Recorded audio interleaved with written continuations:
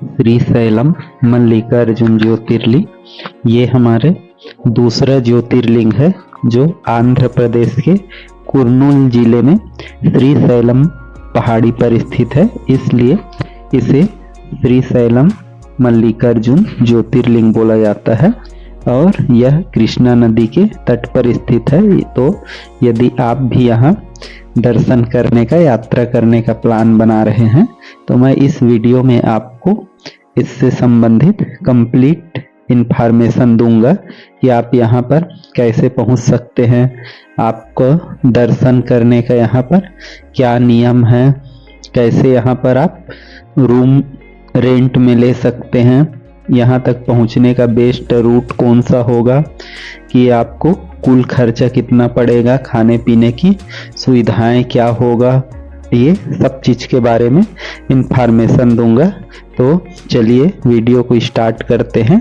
यहाँ तक पहुँचने के लिए सबसे बेस्ट साधन ट्रेन है, लेकिन पूरा श्रीशैलम तक आपको ये नहीं मिलेगा। आपको आना होगा या तो आप हैदराबाद आए और वहाँ से फिर महात्मा गांधी बस स्टैंड से आप आए बस से, जिसकी दूरी लगभग 220 किलोमीटर पड़ता है। तो यहाँ से आपको एसी और नॉन एसी दोनों टाइप के बसेस मिल जाएंगे और जिसका किराया लगभग 600 एसी का और नॉन एसी का किराया आपको 550 रुपये पड़ेगा। लेकिन आपको एसी वाले बस में आना ज़्यादा बेटर है, क्योंकि उसका स्टॉपेज श्रीशैलम तक होगा सीधा, बीच में कोई भी स्टॉप उसका नहीं होगा। तो आप उसमें आइए। और इसका सबसे नियरेस्ट जो स्टेशन है वो मार्कापुर है, जिसकी दूरी 80 किलोमीटर है। तो वहाँ से आप यहाँ तक पहुँच सकते हैं आसानी से। तो और यदि आप फ्लाइट से भी आना चाहें तो आपको हैदराबाद ही आना पड़ेगा, क्योंकि हैदराबाद ही सबसे नियरेस्ट इसका हवाई अड्डा है। तो वहाँ से आपको फिर टैक्सी से या बस से यहाँ आना पड़ेगा। और ये टाइगर जोन में आता है, तो यहाँ एंट्री केवल सुबह 6 बजे से शाम के 6 बजे तक ही होता है। तो उस दौरान ही यहाँ पर आपको आना होगा। और फिर जैसे आप यहाँ पर पहुँचते हैं तो आपको सबसे पहला काम होगा रूम लेने का, या आप यहाँ पर ऑनलाइन रूम भी बुकिंग कर सकते हैं। तो मंदिर का जो रेस्ट हाउस है या यात्रियों के लिए जो बना है, कई इसमें सदन बने हुए हैं जिसमें आप रूम ले सकते हैं, जैसे श्रीशैला सदन, गंगा सदन, गौरी सदन। और यहाँ पर आपको रूम आसानी से मिल जाएगा। लगभग 800 रुपये में एसी रूम मिल जाएगा, 500-600 में नॉन एसी रूम, और डॉर्मेट्री का लगभग आपको 100 रुपये का किराया पड़ेगा। तो आप चाहे तो प्राइवेट भी में यहाँ रुक सकते हैं। तो प्राइवेट का वही कम से कम आपको 1000 से 2000 रुपये में आपको वहाँ भी अच्छे से रूम आपको मिल जाएगा। तो ज़्यादा बेटर होगा कि आप पहले से ही ऑनलाइन बुकिंग कर ले। यहाँ श्रीशैलम देवस्थानम इसका वेबसाइट है, मैं जिसका लिंक आपको डिस्क्रिप्शन में दे दिया हूँ। तो वहाँ से भी आप यहाँ दर्शन का भी आप टोकन ले सकते हैं। यहाँ बिल्कुल साफ सफाई है। इसके बाद आप रेस्ट करने के बाद मंदिर का दर्शन के लिए चलते हैं कि क्या क्या यहाँ पर नियम है और कैसे हम दर्शन कर सकते हैं। तो यहाँ पर आपको सबसे सामने में जूता स्टैंड मिलेगा, जहाँ पर आपको जूता, मोबाइल, बैग, लॉकर की सुविधा है यहाँ पर। और लॉकर में 5 रुपये चार्ज लगता है, और यदि बैग है तो पर बैग का 20 रुपीज़ चार्ज लगेगा। तो वो देकर आप यहाँ पर सारे सामान जमा कर सकते हैं। और अंदर में कोई भी मोबाइल, इलेक्ट्रॉनिक सामान प्रवेश वर्जित है, इसलिए आप अंदर में कोई भी सामान नहीं ले जा सकते। बात करें यहाँ दर्शन का, तो दर्शन यहाँ 4 प्रकार से होता है। फ्री दर्शन होता है, शीघ्र दर्शन होता है 150 रुपये में, अति शीघ्र दर्शन होता है 300 रुपये में, और स्पर्श दर्शन होता है 500 रुपये में। तो इतने का आप ऑनलाइन या सीधा यहाँ काउंटर से टिकट कटाकर पर्ची लेकर आप ये कर सकते हैं। बात करें दर्शन की समय का, तो दर्शन यहाँ सुबह 6 बजे से स्टार्ट होता है, जो 6:30 तक चलता है। 3:30 से लेकर शाम 6 बजे तक मंदिर का द्वार बंद होता है।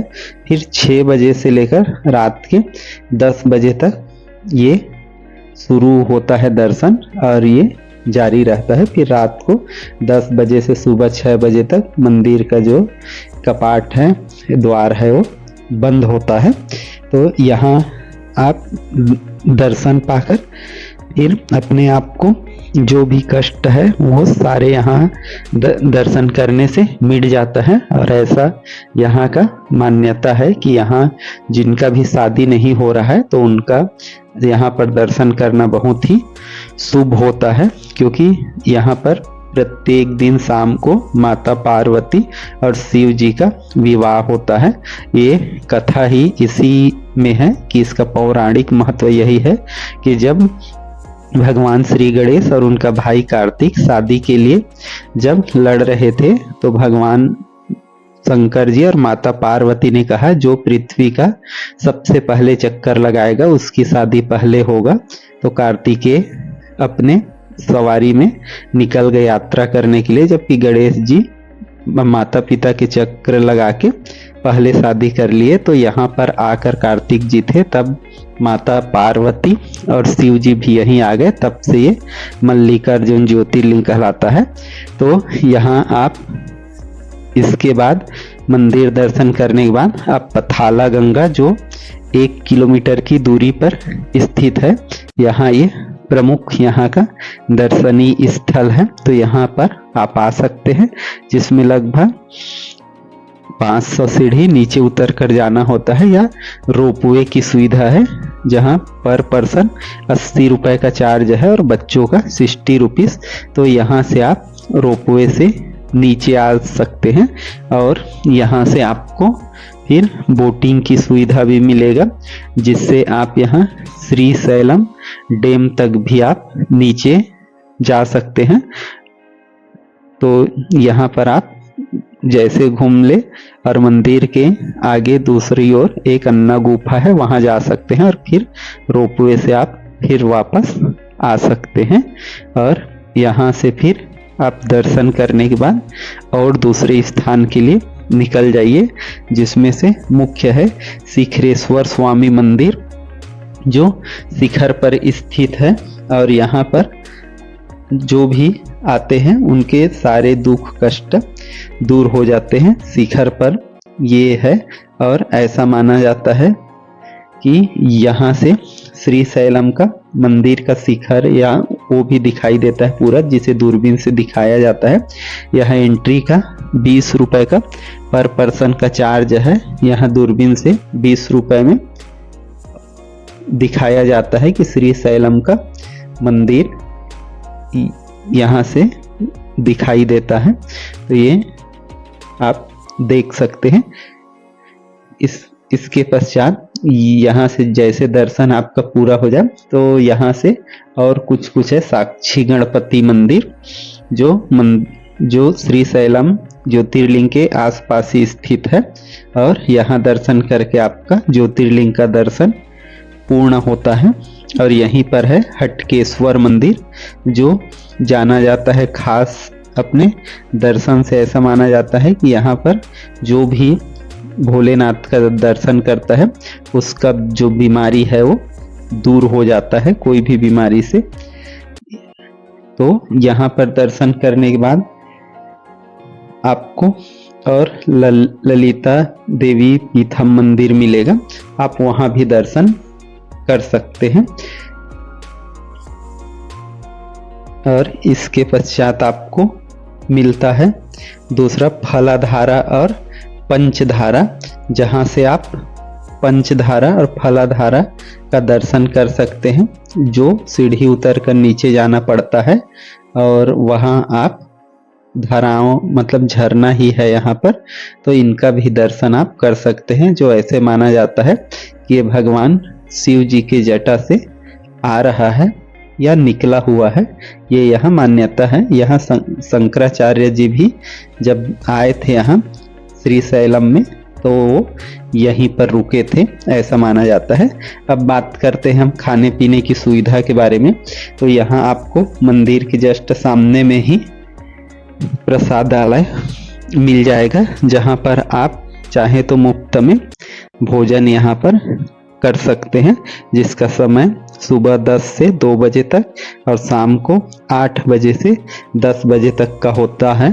तो यहाँ आप खा सकते हैं खाना, और चाहे तो प्राइवेट होटल और जो भी मिलेंगे आपको भोजनालय, वहाँ पर आप साउथ इंडियन और सभी प्रकार के भोजन कर सकते हैं। बात करें अब खर्चे की, कुल कितना खर्चा होगा, तो यहाँ पर आने के लिए आपको ज़्यादा दूर घूमना नहीं पड़ता। तो ये मान के चलिए यहाँ पर पर्सन केवल यहाँ घूमने के लिए ये मान के चलिए कि 2000 के आसपास आपको कंप्लीट हो जाएगा। जबकि यहाँ तक पहुँचने के लिए, जैसे हैदराबाद से आते हैं तो जो बस किराया है, ट्रेन या फ्लाइट किराया है, आप अपने सिटी से जोड़ सकते हैं।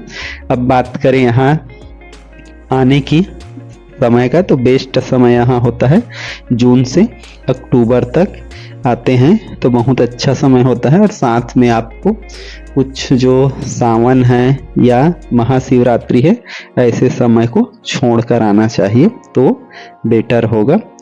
तो इस प्रकार से आप दर्शन कर सकते हैं। जय श्री मल्लिकार्जुन।